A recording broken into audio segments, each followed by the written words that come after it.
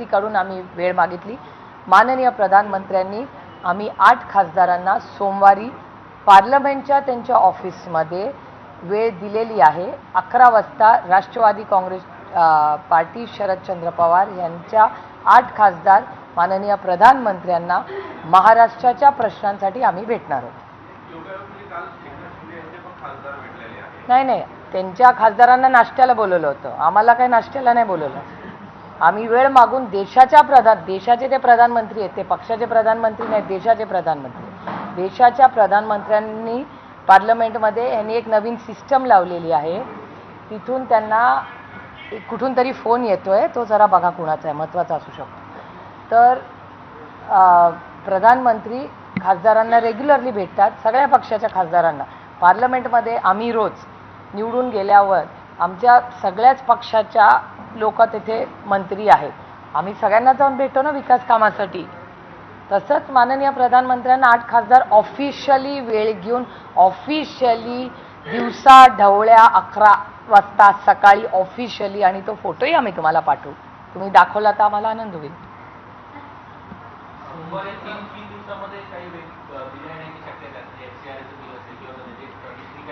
अशी चर्चा मी नाही 2-3 महत्त्वाच्या घटना पार्लमेंटमध्ये घडल्यात। मला आनंद वाटतो तुम्ही हा प्रश्न विचारलाय। म्हणजे खूप दिल्लीत चर्चा आहे की FCRAचं बिल येईल का, असे अनेक चर्चा येत आहेत। आमचा FCRAच्या बिलला आत्ता ज्या फॉर्ममध्ये आहे, आज मी रिपीट करते, प्लीज मिसकम्युनिकेशन नसावं म्हणून मी रिपीट करते की FCRAचं जे बिल आहे ते आत्ताच्या ज्या फॉर्ममध्ये आहे त्याला राष्ट्रवादी काँग्रेस पक्ष शरदचंद्र पवारांचा विरोध आहे। म्हणून माझी विनम्रपणे विनंती आहे भारत सरकारला की घाई करू नका। हे बिल जर त्यांची इच्छा असेल तर आम्ही विरोध करू, पण त्याच्यातून शेवटी बिल आली की त्याच्यावर चर्चा झाली पाहिजे, ही मागणी आहे आमची। त्याच्यामुळे जर सरकार आमच्यापर्यंत चर्चेला बसलं आणि हे जर जॉईंट पार्लमेंटरी कमिटीला पाठवलं तर राष्ट्रवादी काँग्रेस पक्ष शरदचंद्र पवार आमची चर्चा करायला तयारी आहे। एका सशक्त लोकशाहीमध्ये फक्त विरोध करून चालत नाही, चर्चाही करावी लागते। त्याच्यामुळे माझी विनंती आहे भारत सरकारला आणि पार्लमेंटरी अफेअर्स मिनिस्टरला की FCRA बिल हे परत तरी घ्या। परत घेणं तुम्हाला मान्य नसेल तर जॉईंट पार्लमेंटरी कमिटीला ते द्यावं अशी आमची मागणी आहे। आणि ही मागणी ही फक्त मी FCRA बिल जॉईंट पार्लमेंटरी कमिटीला जावं ही माझी तेवढीच मागणी नाही आहे। जेव्हा चर्चा झाली जंतर मंतर आणि नीटबद्दल, तेव्हाही मी मागणी भारत सरकारला केली होती की तुम्ही ह्याच्या सगळ्यावर SIT बसवा, आणि SIT बसवून नक्की काय झालं हे भारत सरकार नुसतं नाही पण प्रत्येक भारतीयाला कळलं पाहिजे की पेलेट गन मध्ये अटॅक कसा झाला, कोणी केला। पार्लमेंटमध्ये मी स्वतः बसले होते, तेव्हा टेअर गॅसचे आवाज येत होते, पार्लमेंटचे दरवाजे बंद झाले।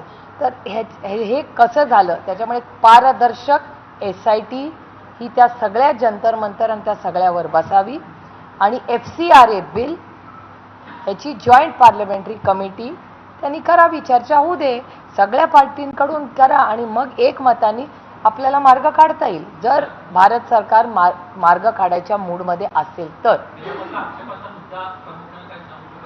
नाही, FCRA बिल हे फॉरेन फंडिंगबद्दल, ज्या NGOजला फॉरेन फंडिंग येतं त्याच्यामध्ये अनेक नवीन प्रश्न भारत सरकारने मांडलेत। आमचं म्हणणं आहे की ठीक आहे, जर त्याच्यात ड्रग मनी असेल, त्याच्यात काही चुकीचे पैसे कुठलेही असतील, मग म्हणजे ड्रगचे पैसे असू शकतात किंवा टेररिस्ट मनी असेल, ज्याला आपण डर्टी मनी म्हणतो साधारणपणे, ते असतील तर अर्थातच तुम्ही ॲक्शन घ्या।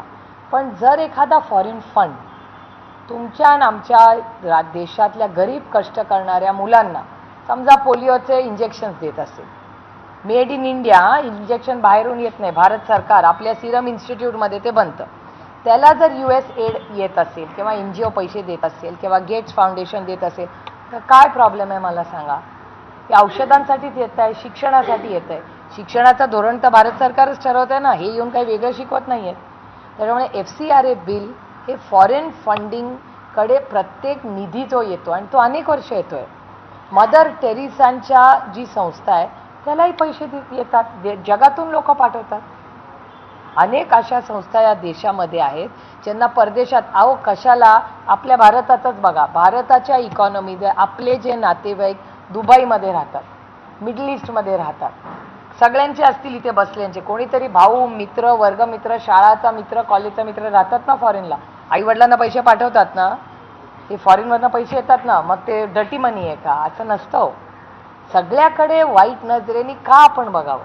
त्या जगामध्ये चांगले काम करतात. गेट्स फाउंडेशन आहे, चांगलं काम करतात ना, अनेक वर्ष करतात. USAID करतं, अनेक वर्ष चांगलं काम करताय ना. त्यामुळे माझी विनंती आहे भारत सरकारला की FCRA बिल आमच्यावर लादू नका. आत्ताच्या फॉर्मॅटमध्ये लादलं तर आमची लढाई होणार. त्याच्यामुळे आम्ही चर्चेला तयार आहोत. तुम्ही एक जॉईंट पार्लमेंटरी कमिटी करा. त्या जॉईंट पार्लमेंटरी कमिटीमध्ये साधारण सगळ्या पक्षाचे लोक घ्या आणि सगळे पक्ष थोडासा ब्रेनस्टॉर्मिंग करूया, चर्चा करूया आणि एक चांगला मार्ग काढून अविश्वास न दाखवता पण पारदर्शकपणे काम कसं होईल हे व्हावं. आमचं सहकार्याची भूमिका राहील चर्चेला. डिलिमिटेशनचं बिल आलंच नाही आहे. जे बिल आलंच नाही आहे त्याच्यावर आम्ही कसं भाष्य करणार? आणि जसं मी तुम्हाला म्हणले की या सगळ्या बिलांची चर्चा आम्ही इंडिया अलायन्सच्या जी आमची तर पहिल्यांदी दर रोज सकाळी 10 वाजता इंडिया अलायन्सची मीटिंग होते, रोज 10 वाजता. तुम्ही जर इंडियन काँग्रेस पक्षाचं हँडल जर फॉलो करत असाल किंवा मला फॉलो करत असाल, राहुलजींना फॉलो करत असाल तर तुमच्या लक्षात येईल की दर पार्लमेंट चालू असताना सकाळी 10 वाजता रोज खडगे साहेबांच्या नेतृत्वाखाली आम्ही सगळे भेटतो. खडगेजी आमचं नेतृत्व पार्लमेंटमध्ये करतात, दोन्ही हाऊसमध्ये नसले तरी मेन डिसिजन आमच्या सगळ्यांची चर्चा करून खडगे साहेब जे आम्हाला दिशा देतात त्या दिशेने आम्ही दिवसभर काम करतो. 10 वाजता आम्ही भेटतो, आम्ही सगळे मिळून चर्चा करतो आणि सगळे मिळून काय धोरण पुढे न्यायचं ह्याच्यावर आम्ही चर्चा करून पुढे जातो.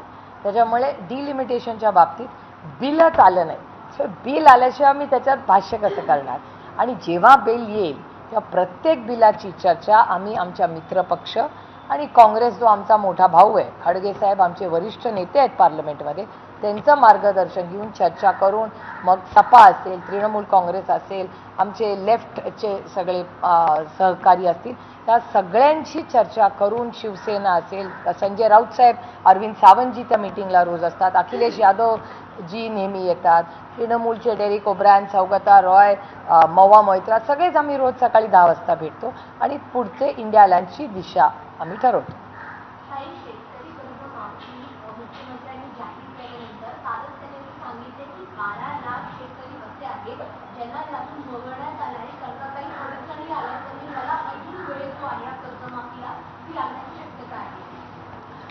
मला कर्जमाफीबद्दल खरंच म्हणजे काय बोलावं, इतका असंवेदनशीलपणा मी कधीच पाहिला नाही. आणि तुम्ही बघा, शेतकऱ्यांची कर्जमाफी करताना नियम कायदे आणि लाडकी बहीण योजना जेव्हा सुरू झाली त्याचं टायमिंग, हे दुर्दैव आहे की या सरकारचं सगळं काम हे इलेक्शन सेंट्रिक असतं. म्हणजे इलेक्शन आलं की दोन्ही हाताने त्यांचे सगळे निर्णय होतात. इलेक्शन निवडून आले ते आणि सत्तेत बसले की दोन्ही हात एकदम टाईट धरून त्यांचं काम चाललेलं असतं. का शेतकरी त्याच्यात बसत नाहीत मला सांगा? शेतकरी आहे ना, काळ्या मातीची इमान राखणारा, तुमचा आणि माझ्या अन्नधान्याचा प्रश्न हा सोडवणारा शेतकरी, त्याला कसले नियम कायदे? आणि मला सांगा, यांचे पेपर जेव्हा फुटतात तेव्हा नियम कायदे तंत्रज्ञान येत नाही. आमच्या गरीब लोकांची जेव्हा वेळ येते तेव्हा त्यांचे नियम कायदे लागतात या सरकारला. ही दुर्दैव आहे. आणि मी या सरकारच्या या निर्णयाचा आणि या सरकारचा, असंवेदनशील सरकारचा जाहीर निषेध करते की शेतकरी आणि लाडकी बहिणी याच्या बाबतीत जो असंवेदनशीलपणा या सरकारने दाखवला आहे तो अतिशय दुर्दैवी आहे.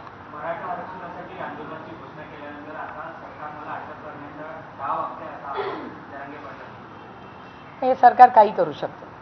म्हणजे ज्या युवक पिढीने अतिशय मनमोकळेपणे त्यांना जो अधिकार भारतरत्न डॉक्टर बाबासाहेब आंबेडकरांनी संविधानात दिलेला आहे, मनमोकळेपणे त्यांना बोलण्याचा, त्यांची मतं मांडण्याचा, त्याच्यावर पण आता गुन्हे दाखल केले. मग शेवटी फारच ओरडाआरडा झाल्यावर ते गुन्हे मागे घेतले. अनेक राज्य तशी आहेत. आणि या जेनझीनी म्हणजे मला कधी कधी वाटतं की ते काँग्रेस पक्ष ही सुरुवात केली होती ना, जेव्हा इंग्रज आपल्यावर राज्य करत होते, तेव्हा चले जाओ अशी चले जाओची घोषणा देतील का काही पोरं लवकरच, असं मला वाटायला लागले. ही सगळी जी मुलं आहेत ही सुशिक्षित आहेत आणि त्यांना काय आईसचा प्रॉब्लेम नाही, ना इन्कम टॅक्स, ना CBI, ना ED, ना त्यांना कॉन्ट्रॅक्ट्स पाहिजे. त्यामुळे ते कुठलेच प्रॉब्लेम त्यांना नसल्यामुळे ते मन मोकळेपणे जे खरं आहे. आणि मी परमपूज्य सहसरसंचालक जी मोहन भागवतजींचे आभार मानते की त्यांनी तर सर्टिफिकेटच दिलं की ही नवीन पिढी किती इमानदार आहे. त्याचं मी स्वागत करते. ते थोडंसं भारतीय जनता पक्षाने ऐकलं त्यांचं तर मलाही समाधान वाटेल.